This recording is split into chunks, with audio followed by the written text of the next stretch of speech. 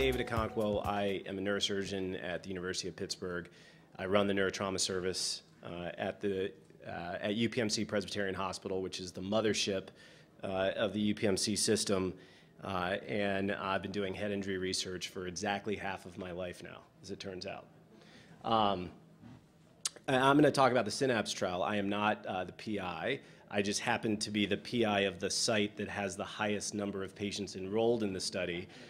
All right, so I have a shorter task, which is to just focus specifically on SyNAPSe, although I am going to do a little bit of background.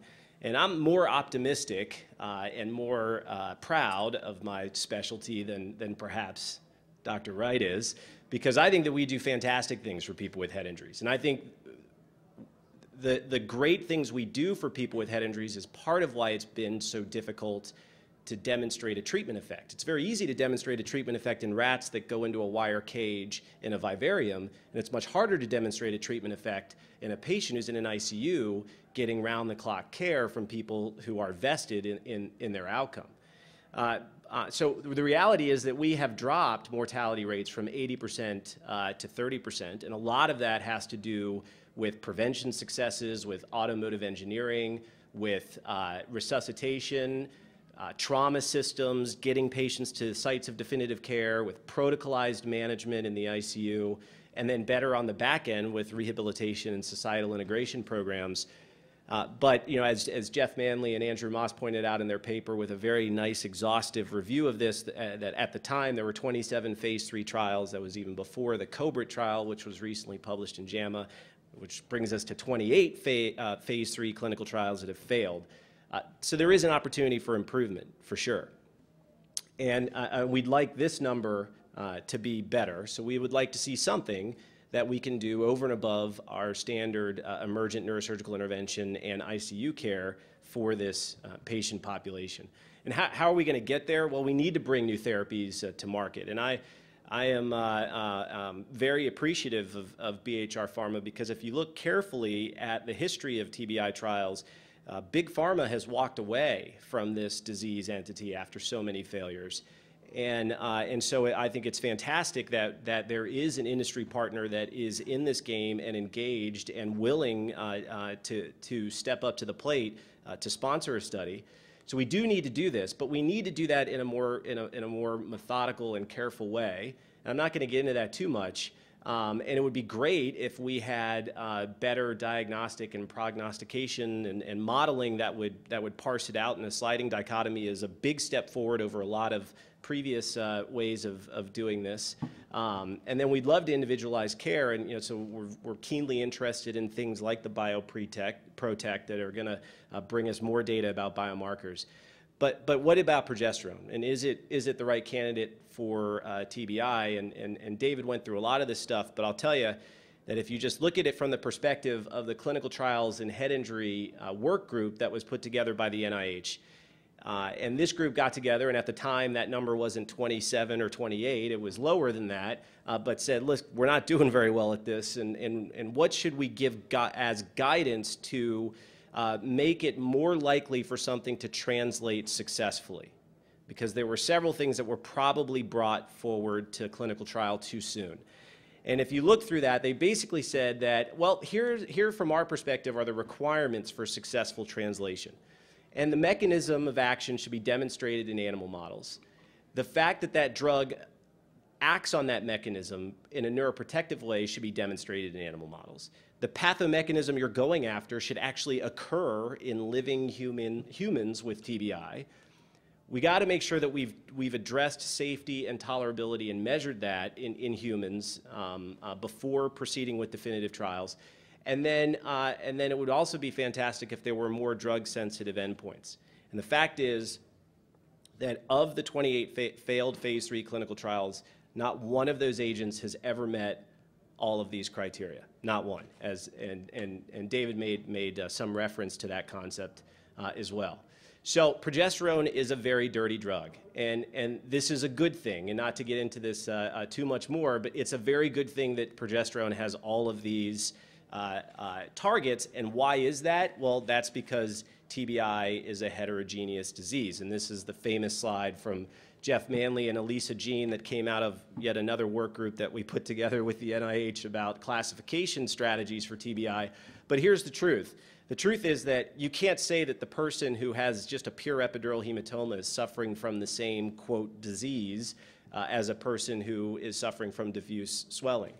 And yet, what most of those studies have done, like if you take the MDA receptors, they've been studied in a very, very specific animal model of something that is very, very specifically designed to induce excitotoxicity, and then it gets translated into clinical trial, and that one drug that's doing one thing can't handle all of this. So if it's going to work, it better be a dirty drug, as progesterone is. And we know that progesterone is targeting active pathophysiologic mechanisms in animals. We know that it's demonstrated, it has demonstrated neuroprotection in those animal models, and that we know that these same pathophysiologic mechanisms are happening in humans. So right off the bat, progesterone has gotten the first three check marks. And then there have been two independent phase 2, in essence, clinical trials that have demonstrated safety, number one. And then when you look more carefully, you realize that they have both given us early indications of a potential efficacy. And this is, again, singularly unique for progesterone, that there have been two studies that have been randomized prospective studies in man that have shown significance for outcome. And again, there was a shift towards more favorable outcomes in these studies as well, over and above just an effect on mortality. So now we have two trials, and one in the U.S. trial in particular was specifically designed as a safety trial. And so we have safety and tolerability data in humans that also gave some insight into the potential dose that would be appropriate. And, but progesterone doesn't get this one because the fact is we don't know how to measure excitotoxicity unless you're in a very few specific centers and you're using something like microdialysis to glean an indirect measure of excitotoxicity by measuring glutamate levels. But by and large, we don't have this in our ICUs, and so I can't fail progesterone for this because it would be asking it to do something that it isn't at present possible. All right, so what is SyNAPSe? SyNAPSe is the study of the neuroprotective activity of progesterone in severe traumatic brain injuries. It's a phase 3 randomized, double-blind, placebo-controlled study to investigate the efficacy and safety of progesterone infusion. It's sponsored by BHR Pharma, which is a division of Bazan's Healthcare, a global company that has offices throughout the world, established partnerships in 120 countries worldwide. This is a family business that goes back 4 generations. I had the pleasure of meeting Antoine Bazan's last fall and having dinner with him. But again, as I said before, I applaud BHR Pharma for having skin in the game and for not walking away from TBI and from taking something that has a lot of brilliant preclinical and early clinical data to support its translation in a phase 3 fashion. And therefore, we have a trial that went through all of the headaches to get an FDA buy-in such that if the trial is successful, there will be an NDA approved for it. The aim of the study is to determine the efficacy and safety of BHR 100, which is their version of progesterone, in severe TBI, GCS 3 to 8. It's 120 hours beginning within 8 hours after the injury, and the safety and clinical benefit will be assessed through secondary endpoints. It's a phase 3 multi-center randomized double-blind trial in approximately 150 centers worldwide. The management is in accordance with guidelines, and independent DSMB is obviously involved, and treatment allocation is done with a centralized randomization system. The study, SyNAPSe, is more closely related to the Zhao Chinese study than to the US study, in that it's focusing on severes, and it's 5 days administration as it was in the Chinese study.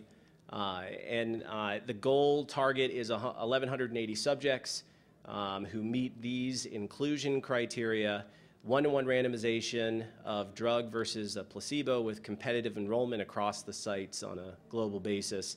The primary outcome measure is the GOS at 6 months post-injury. These are the secondary endpoints that will likewise be assessed. The 30-day follow-up is the first follow-up time point, and this is subject status, including mortality and basically the hospital disposition as well as SAEs. And then the 180-day or 6-month follow-up is the primary endpoint of GOS and GOSE at 6 months. But furthermore, there's SF36, again, an assessment of any AEs or SAEs and subject status, including mortality. The first U.S. site opened in June of 2010. We were proud to enroll the first patient in July of 2010. We randomly enrolled the 500th patient in May of 2012, so it was going to be a slam dunk that we enrolled the 1,000th patient, right? But no, I think we were like 1,004. So it didn't work out perfectly. The first site opened in Europe in November, in Asia in December of 2010. The first DSMB meeting was in June of 2011. The third one was in August of 2012. The interim analysis in January of 2013 supported carrying the trial through to its fruition. This is the geographic distribution of the sites, 53 sites in the United States, 5 in the Middle East, 7 in Argentina, the Asia Pacific sites, and then also Russia and Eastern Europe. And again, the target is 1,180. Enrollment as of a few hours ago is 1,020, and therefore there are that math doesn't add up, but there are 160 that are that are remaining to be enrolled. So the enrollment is quite solid. There are 21 different countries with an active SyNAPSe trial site. And then when you look at the enrollment of this slide is obviously a month old because this is up to 1020 now. But if you look at how long it took to get to 500 and then you look at how long it took to get from 500 to 1,000, the trial has clearly gained momentum. Again, the biggest threat to almost every head injury trial that's ever been conducted has been enrollment. And so it's fantastic that both SyNAPSe and PROTECT are doing so well from an enrollment perspective, and it's a testament to the dedication of the investigators across all the sites. As would be expected, this is disproportionately a disease of the young and a predominance of males, and that the GCS at entry, the most common time point, so it's mostly 6 and 7s. The distribution across those GCSs, and as is often the case in these TBI trials, motor vehicle crash is the most common underlying reason for the TBI. So in summary, progesterone is a candidate neuroprotective agent with some of the most robust preclinical and early clinical data to support translation. In fact, there are 2 well-designed, well-performing phase 3 clinical trials underway to confirm the safety as well as now the efficacy of progesterone, and I appreciate your attention. Thank you.